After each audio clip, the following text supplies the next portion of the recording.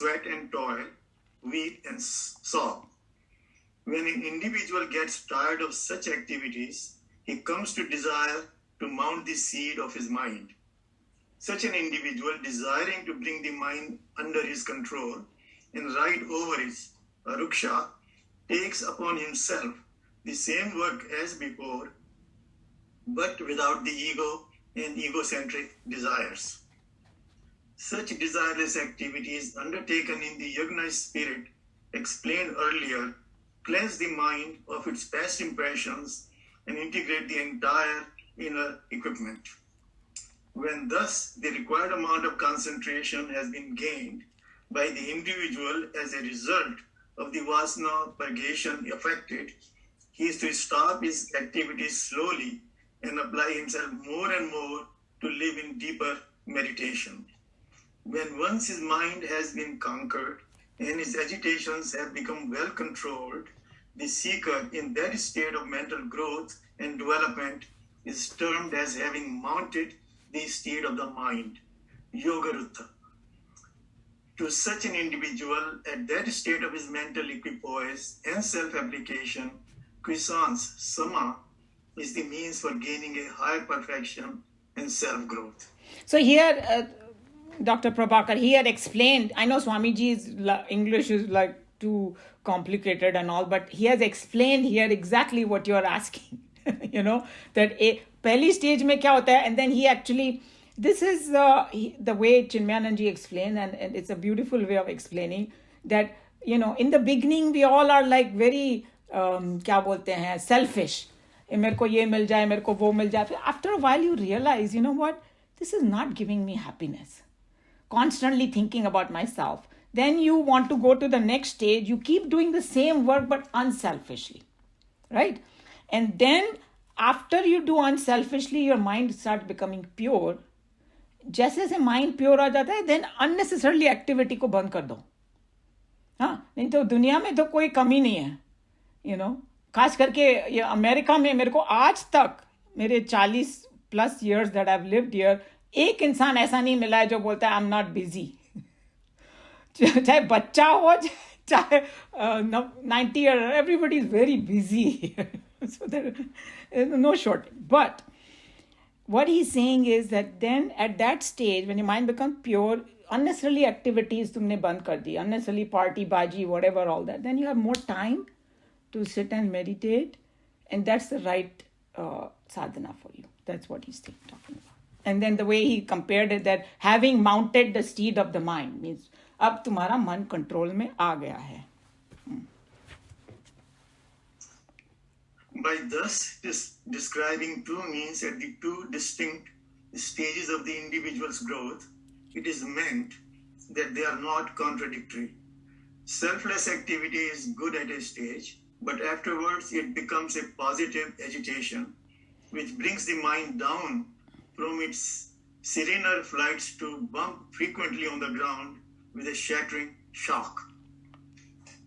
Specially prepared milk powder diluted with hot water is the full diet for an infant, but the same feeding bottle will not satisfy the growing demands of a boy vigorously working and mischievously knocking about all day long. To him, more solid bread and butter are the diet. We need not be great intellectuals to understand that buttered toast at the same time will choke and kill an infant child. So everybody understood that analogy, right? It's like two different diets for two different stages. So, if you give the wrong diet at wrong time, it's only going to not help them. And so when we say, when I'm sitting in meditation, my mind wanders, then what is Krishna Bhagavan saying? Go do more karma yoga, means develop those 5 things in your action. That what I told you: swadharma, buddhi, samatvam, asanga, samarpan, and prasad. And the more we do, it will become easier. And then so he's just telling you that if you do ulta, then this, like he gave the example of the baby. You give baby solid food, he'll choke on it, and the baby grows up, and you keep giving him milk, he's not going to be satisfied. So all he's saying is, after your mind becomes a control, unnecessary activities are going to drop. So मन ही नहीं करेगा जाने का इधर उधर फालतू में कुछ करने का, and then you will want to sit down, and that is the right way to do it, you know. तो वही आपने एक और एनालॉजी दी थी पहले, which makes perfect sense, कि unless you clean a contaminated vessel, Yeah. you cannot cook in it because it will get contaminated. Correct. And so that's why when sometimes you do very early, you start, gaining knowledge, it will be contaminated knowledge. So, Yes. so I'm not saying don't try, but at least keep trying this. And that's why, even the Bhagavad Gita ka jo real import aane mein na time lagta hai. You have to read it again and again. It takes years and years. And even now, it is a whole Atma Gyan hai usme, right? Technically, if we just stick with it, we should be able to get self-realized. But the fact that we are not yet, that means we have completely not absorbed it. That's why we have to keep at it, until we keep purifying our mind, and it will sink in deeper and deeper. True. Similarly here, work without self, meaning without ego and egocentric desires, is healthy for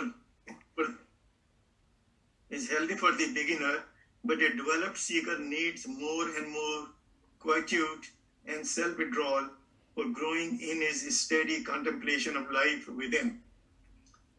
Earlier, work without self is the means. Afterwards, work on self is the means. This process is continued until, working or not working, through meditation, it is realized that the self alone is the essence in the ego, which till then was recognized as the only reality. So he's just telling you, and whoever has a book can see that when he said work without self, he used the lower case over there. Means, work without selfish motives. That's what it means. And then work on self, he put the capital S, and he's referring to the Brahman or Atma over there. So you're working on that. So in the beginning, the sadhana is selfishness ko kam karo. That's what karma yoga is. And fir sadhana is work on the Brahman, means try to understand what Brahman is. But Umaji, is it true that when you work without self, you automatically slide into work on self? Yes, that's exactly what the karma yoga is all about. That, bole na ki, I think that Krishna ji is here. She always say na, छूट जाता है. So, जबरदस्ती छोड़ना नहीं पड़ता है, because कोई जबरदस्ती कोई चीज करेगा ना, वो वापस आ जाएगी. लेकिन अगर अंडरस्टैंडिंग से और नॉलेज से कोई छोड़ेगा, तो फिर वो स्लाइड होता जाएगा करेक्ट पाथ पे. That's why it is a right train to board. इस karma yoga. In this sense of the term, sorry. Somebody wants to say. Actually, Umari, karma is natural. A person cannot stay without doing karma. Right, that's exactly what we discussed. और अगर remember है उसको, उसकी सत्ता से ये कर्मा हो रहा है. This body is moving because of that conscious satta. Mm-hmm. So then that ego pana खुद ही dissolve हो जाता है ना. Correct. So that's, वो समझ में आने लगता है. Because शुरू में तो बहुत ईगो होता है ना. कुछ खाना भी अच्छा बनाया तो जब तक 10 लोग उसकी तारीफ नहीं करे तब तक you don't get satisfied. मैंने बनाया, but the only thing we have done is put some things here and there and उसको थोड़ा हिला दिया, मगर वो चीजें कहाँ से आई? Even if you didn't have a gas or heat or something, you couldn't cook. Yeah, even if you don't have a spoon. There you go. तो मिलाएंगे कैसे? So true. Yeah. जरा सा भी हम लोग सोचेंगे ना तो ईगो तो भाग ही जाएगा, because if you realize that thousands of people have to. We have to remind ourselves of continuously. Yeah. So even to remind ourselves, थोड़ा purity of mind होनी चाहिए. That's what Krishna Bhagwan is saying. और कर्म योगा करने से purity mind. हमारा गोल ये है, तो purity तो रखनी ही पड़ेगी. राइट और प्योरिटी ऐसा सोचने से नहीं आएगी, कर्म योगा करने से आएगी बेसिकली, बिकॉज माइंड ट्रेन होएगा फिर प्योरिटी के लिए. सो या true. Okay, this is the last paragraph, right? In this sense of the term, we clearly know how ritualism has a definite place in the scheme of things as mapped out by the seers of Vedanta of unteachable intellectual eminence. So he's also reminding you that, sometimes people have this attitude that, why Hinduism has so many rituals and not. But, if you do the ritualism with the correct import, it will help you. Like, my Jiaji and I were having a discussion that, Nirakar or Sakar Bhagwan, some people like Nirakar Upasana, some people like Sakar Upasana. But Sakar mein, we have to do it with understanding. Ki bhai, whatever murti or symbol or I'm using, only that is not Bhagwan, it's just a symbol of it. Bhagwan is everywhere. But our mind has to hang on to something. That's why it's a very powerful sadhana. And there are some people who do sadhana, they do elaborate puja. Not everybody can do, but kisi ka man bahut lagta hai usme. When they want to put all their 5 senses into it. But if they are doing it correctly, that's a good sadhana. Because when Arjun asked that question in chapter 12, hey Krishna Bhagwan, which one is a better sadhana? He did not give him a direct answer. He's saying your mind has to be absorbed. That's the main point. Is your mind getting absorbed in Brahman? If you're doing it Sakar sadhana and if it's getting absorbed, very good. Continue. But if you're doing the puja and your mind is in the kitchen or your friends or your some other chores, then that's useless. So ritualism, what he's just telling you that it has a definite place for it.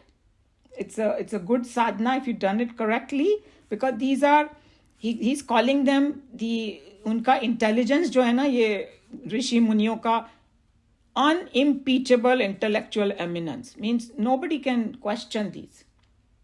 It's whatever their intellect is very pure, and whatever they are saying, we have to take it very seriously. So this is what ends over here. Any comment, question, or anybody want to add anything to these, what we learned? So I hope everybody understood the two. We went so much in detail. एक कोशिश कर रहा है मन को control करने की, एक कर चुका है मन को कंट्रोल, लेकिन अभी वो पहुंचा नहीं है. That's another important. It's not that he has reached self-realization, but उसका मन काफी हद तक हो चुका है control, basically.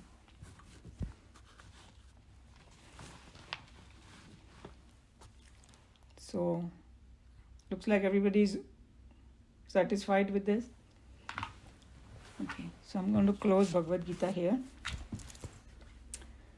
Sarva dharman parityajya mamekam sharanam vraja aham tva sarva papebhyah mokshayishyami ma shuchah.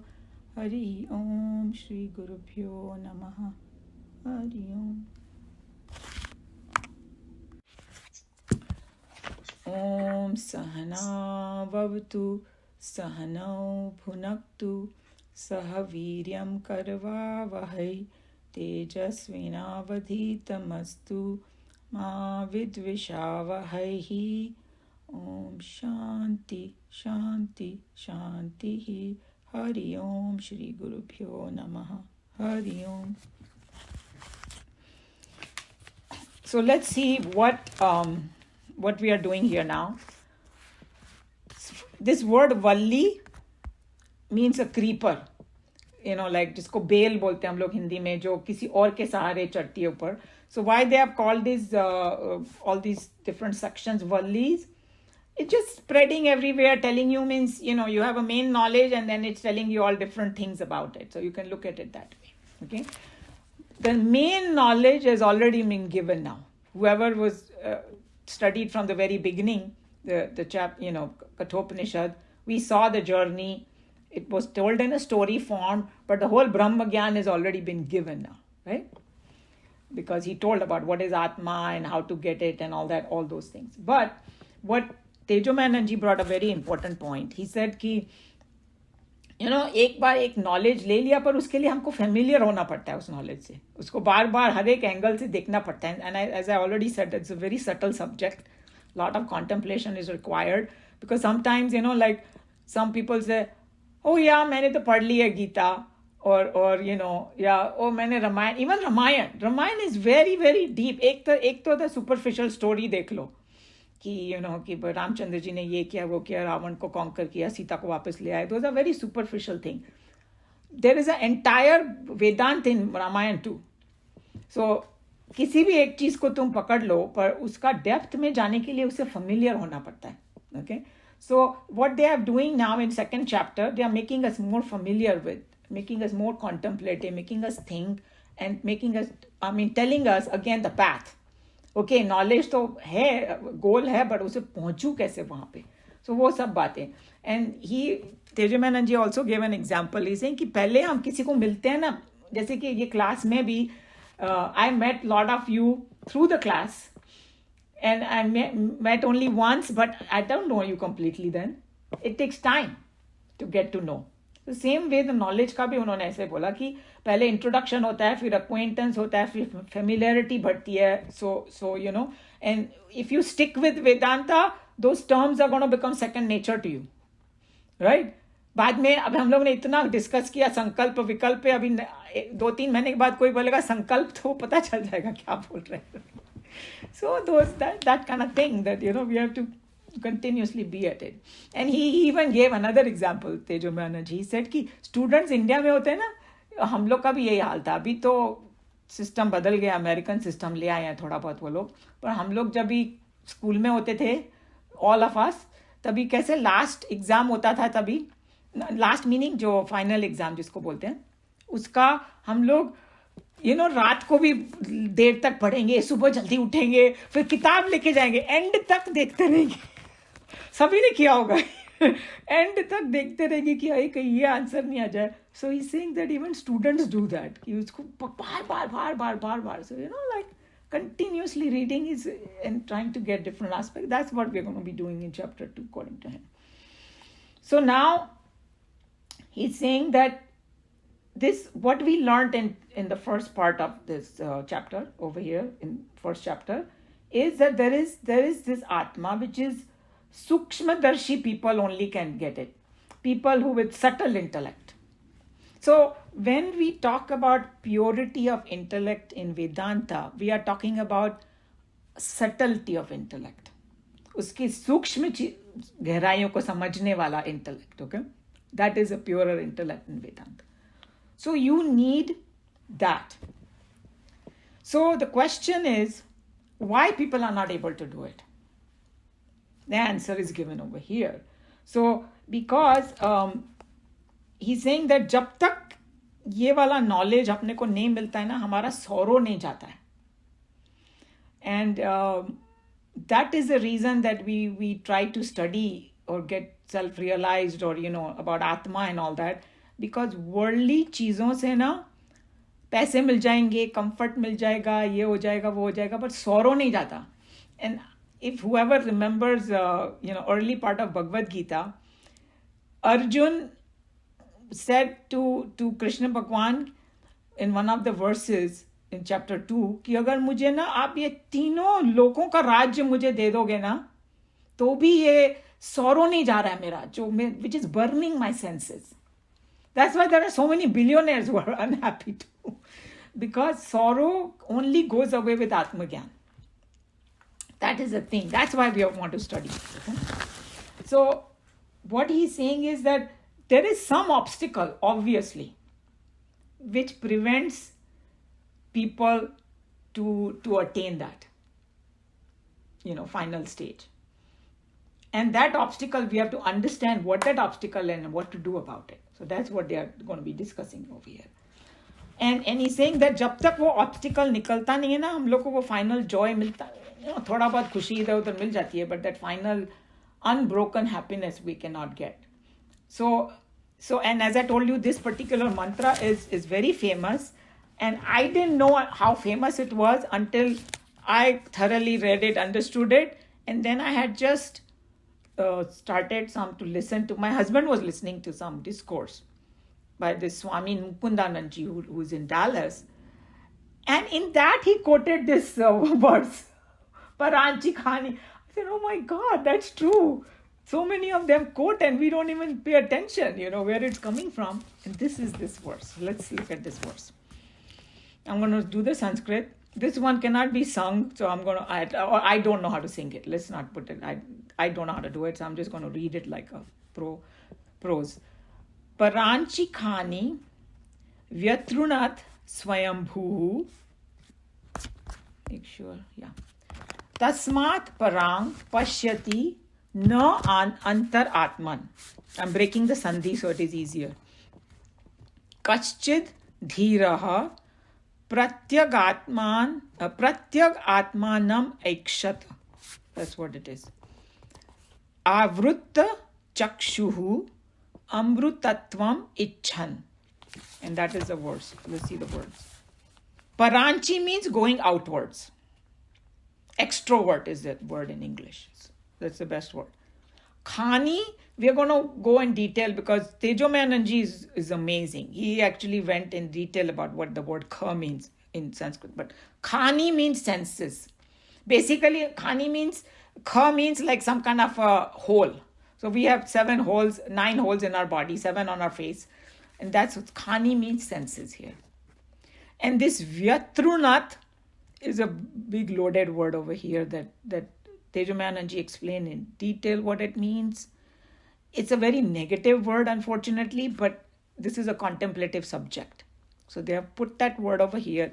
Swamiji has put created with defects, punished, or Tejomananji is going to say that Bhagwan killed the senses by making an extrovert. Why they are saying it, we will understand.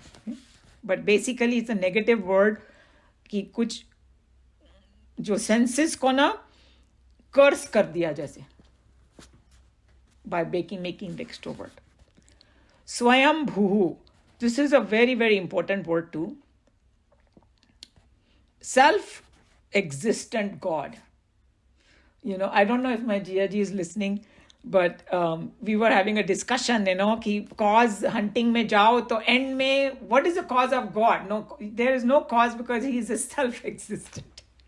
Causeless cause, he says, the self-existent God. And we have discussed this very much in detail in our Mandukya Upanishad about it, causeless cause के बारे में. Tasmat is therefore. Parang is external universe. Pashyati beholds. Pashyati is actually the word comes from to see, but here is, has a little more deeper meaning. No antaratman, not the internal self. And when he's talking about the internal self, he's talking about that atma, which is same as Brahman, consciousness. So it seems that this word antaratma was first appeared in Kathoupanishad. That's the first Upanishad which used that term, and then it became so popular. Kaschit is some, dhiraha, wise man. This is a very big loaded word, and we are going to go more in detail. Krishna Bhagavan also used this word many times in Bhagavad Gita, and this is meant for, like the ordinary meaning of the word dhira is, somebody who has patience. थोड़ा धैर्य रखो वाला. But ये यहाँ पर बहुत deep meaning है. The one who has, Vivek and Vairagya, both is called Dhira.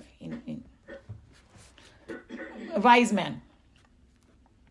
Pratyag Atman is the Atma within. So Pratyag Atman and Antaratma, there are 2 words. It has the same meaning. Aikshat is to see. Chakshu se bana hai kuch ye word to see. Avrutta, averted, in ulta kar dena, usko bolte hain avrutta. जो चीज extrovert है ना, उसको introvert banana. But uska meaning thoda how to make it introvert, that Tejomananji explained it very nicely, how to make it introvert. Chakshu is eyes.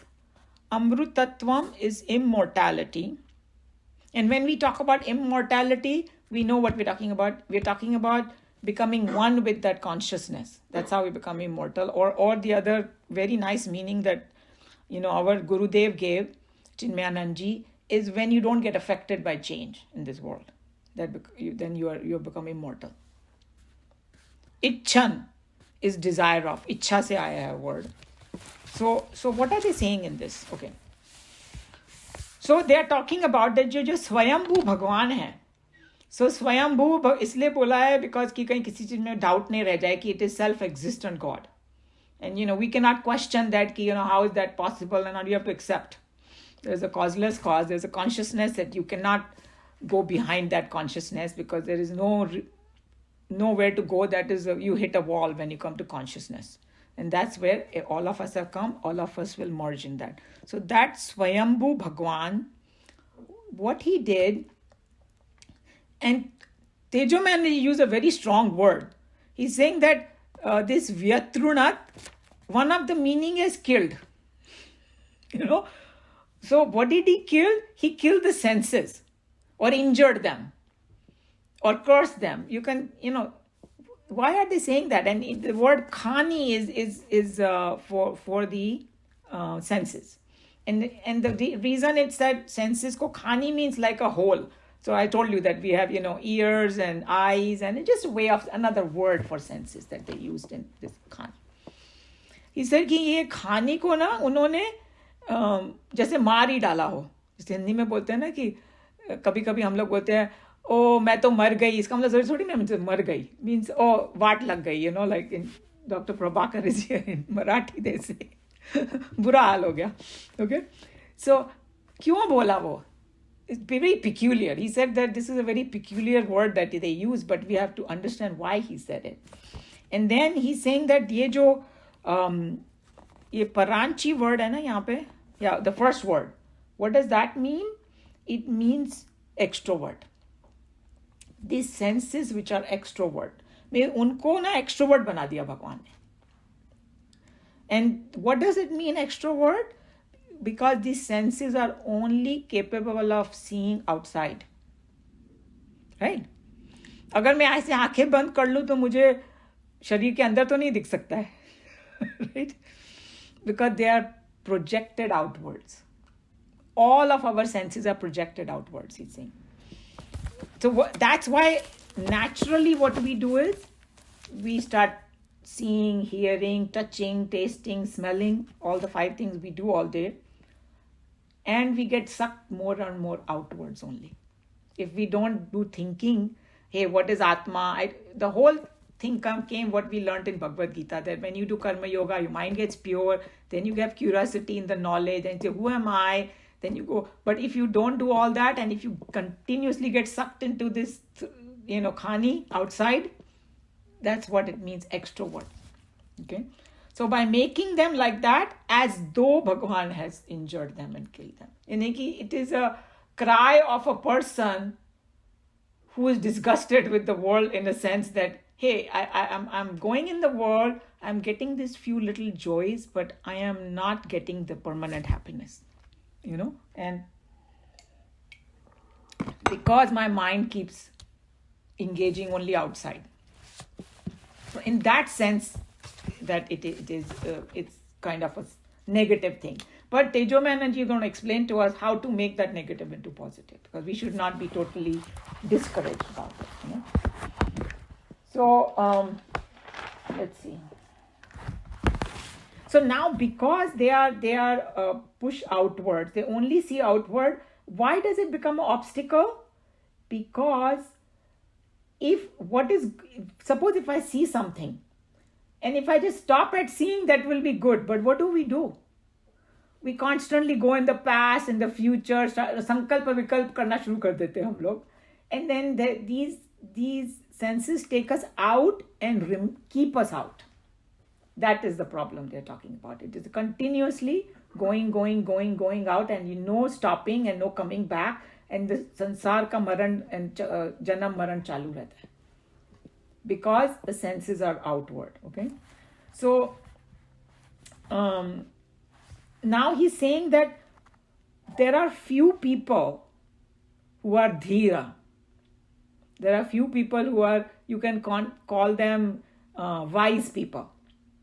Who think, hey, you know what?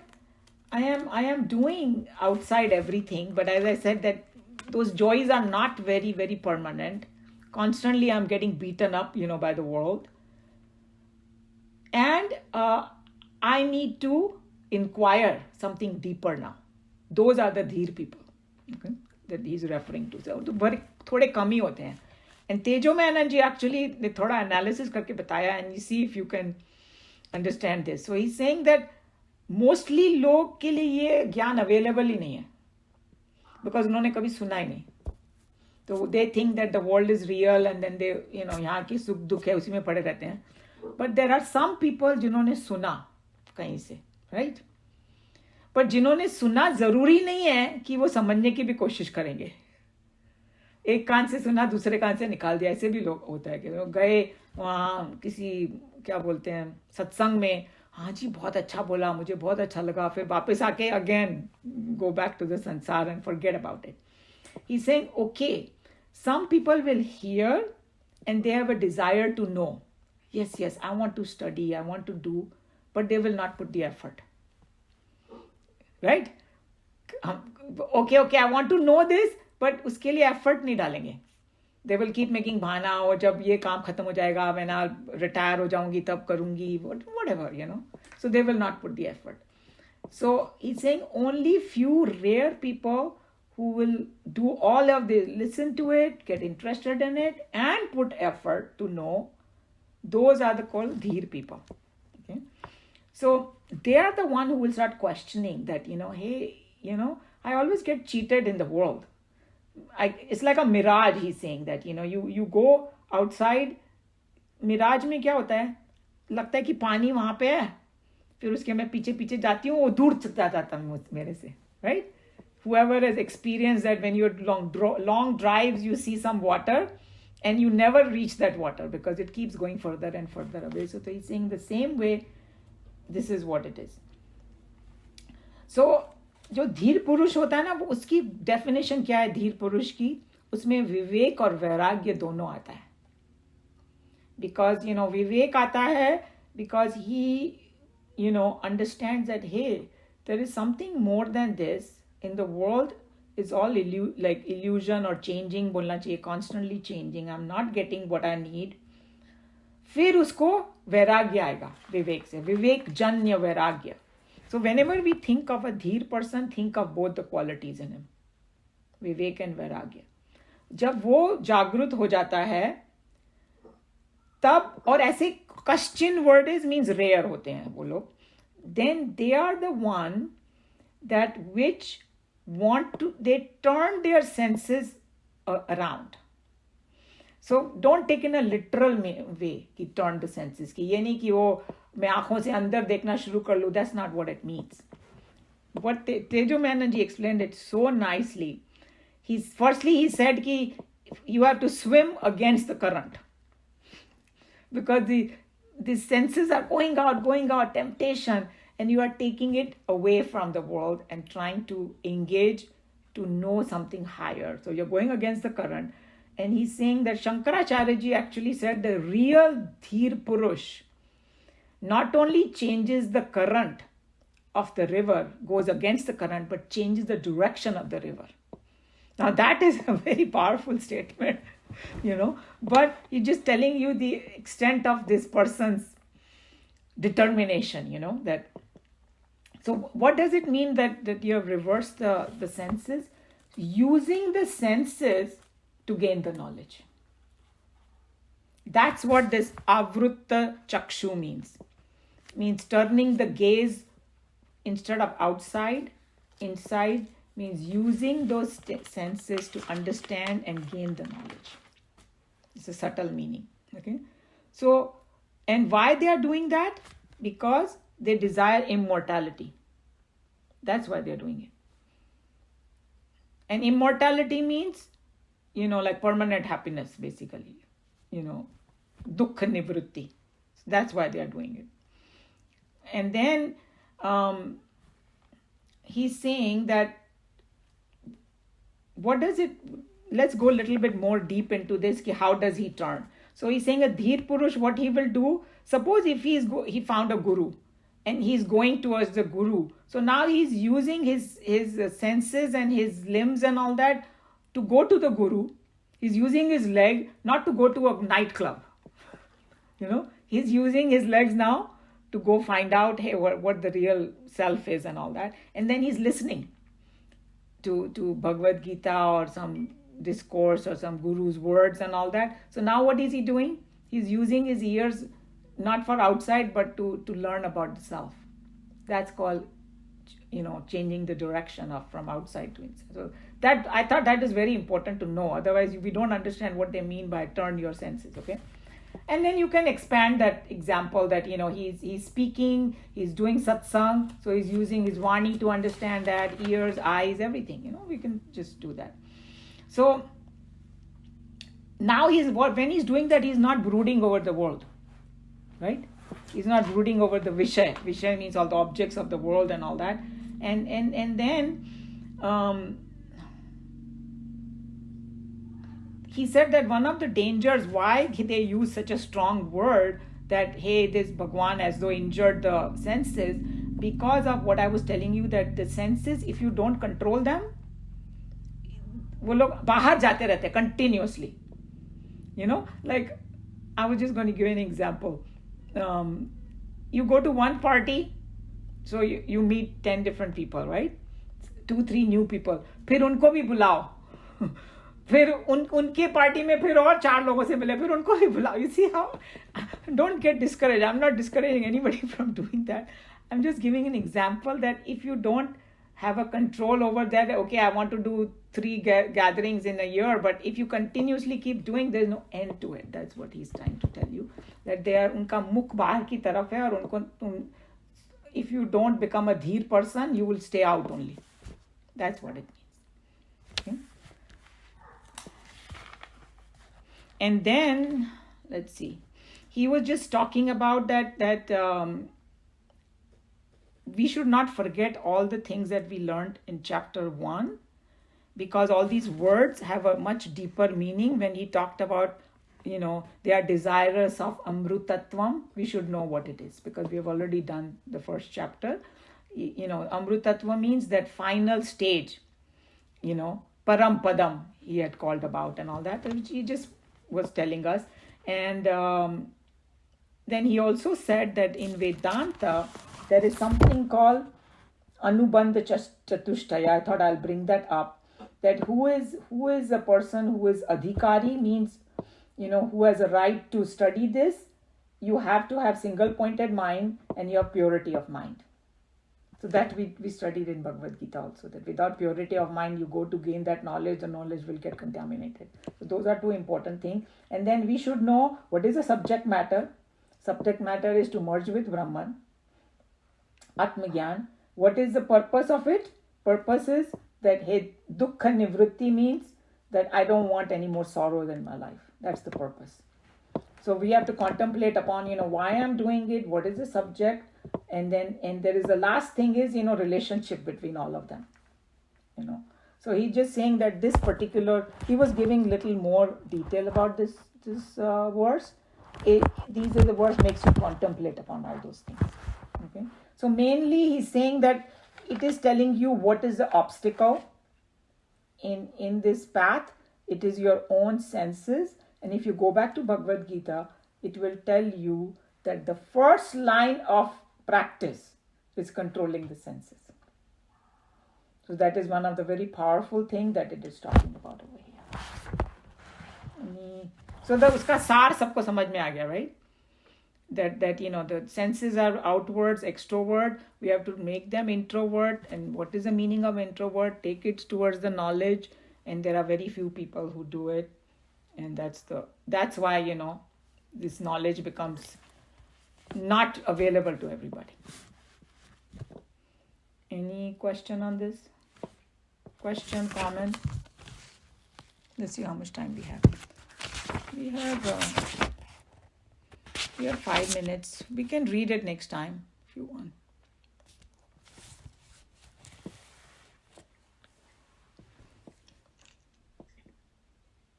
Question, comment, anybody wants to add anything?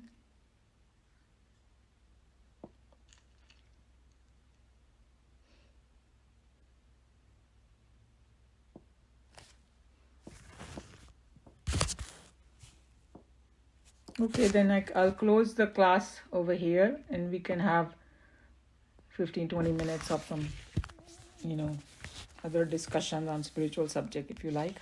Or any question on this also, that's fine. सर्वे भवन्तु सुखिनः, सर्वे सन्तु निरामया, सर्वे भद्राणि पश्यन्तु, मा कश्चित् दुःखभाग् भवेत्. हरि ओम. श्री गुरुभ्यो नमः.